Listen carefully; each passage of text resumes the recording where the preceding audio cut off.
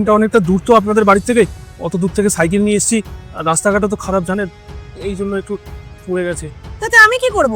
তাই বলে কি আমি পড়ে যাওয়া বিচ্ছিরি দেখতে লাগছে এই খাবারগুলো খাবো? দেখুন না ম্যাডাম, যদি একটু ম্যানেজ করে কিছু করতে পারেন কিনা। আমি কিছু জানি না, এটা নিয়ে যাও আর পাল্টে আমার জন্য ফ্রেশ খাবার নিয়ে আসো। বাড়িতে গেস্ট আসবে আর আমি এইসব খাবার তাদের খাওয়াবো? ম্যাডাম আসলে এটা আমি এখন চেঞ্জ করে যদি নতুন ফ্রেশ নিয়ে আসতে যাই, তাহলে ওটার টাকা আমার থেকে নিয়ে নেবে। প্লিজ একটু দেখুন না যদি ম্যানেজ করা যায় কিনা প্লিজ। আমি কিছু জানি না, আমার ফ্রেশ খাবার লাগবে, এটা নিয়ে যাও আর আমার জন্য ফ্রেশ খাবার নিয়ে এসো।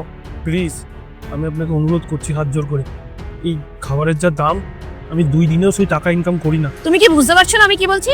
যাও গিয়ে পাল্টে নিয়ে এসো, আমার ফ্রেশ খাবারই লাগবে।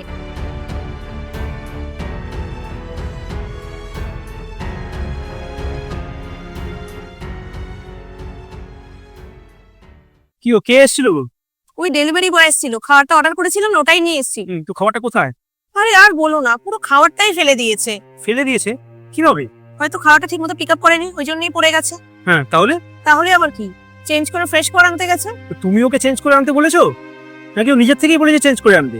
ও কেন বলবে? আমি নিজেই বলেছি ওই খাবার আমি নেবো না, পয়সা দিয়ে খাবার নেবো, আবার ফেলে দেওয়া খাবার নেবো তো খাবারটা কি অনেকটাই পড়ে গেছিল? না?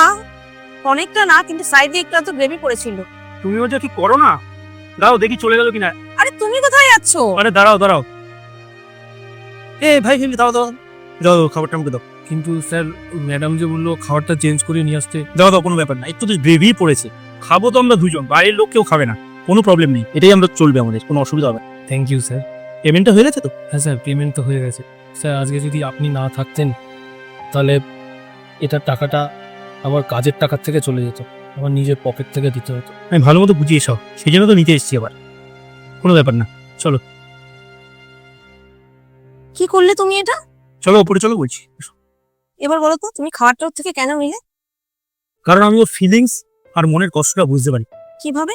তোমার মনে আছে তোমাকে বলেছিলাম, আমি যখন কলেজে পড়তাম তখন পার্ট টাইম ডেলিভারি কাজও করতাম, আর সেই সময় আমি যখন এরকম কিছু করতাম, আমার যদি কোনো ভুল হতো, তখন আমাকে তখন নিজের পকেট থেকে দিতে হতো। তখন 4-5 দিন আমারও মুখটা অফ থাকতো, আর 2-3 দিনের ইনকাম তাতেই চলে যেত আমার। মালিককে বলেও কোনো লাভ হতো না, কোম্পানি কোনো কথা শুনতো না, আর ভাবতেও না ছেলেটার ভুল হয়ে গেছে, ছেলেটাকে দিয়ে দিই। না, এই ভুল করলে সে খেসারত আমাদেরই দিতে হতো। একটু গ্রেভি করে যেতে কি হয়েছে, চলো না দুজন মিলে খেয়ে নিই। কোথায় আমাদের বাড়িতে কোনো গেস্ট আসছে, আমরা দুজনেই তো খাবো। হ্যাঁ গো, তুমি ঠিকই বলেছো, সামান্য একটু গ্রেভি তো পড়েছে, আর তাছাড়া আমরা তো দুজনে মিলেই খাবো। আমি ওকে কত কথা শুনিয়ে দিয়েছি, বলেছি গেস্ট আসবে এই সেই বলে, এখন আমার খুব আফসোস হচ্ছে জানো তো। তাহলে কি এখন খাবে না পরে খাবে? চলো তাহলে এখনই খেয়ে নিই।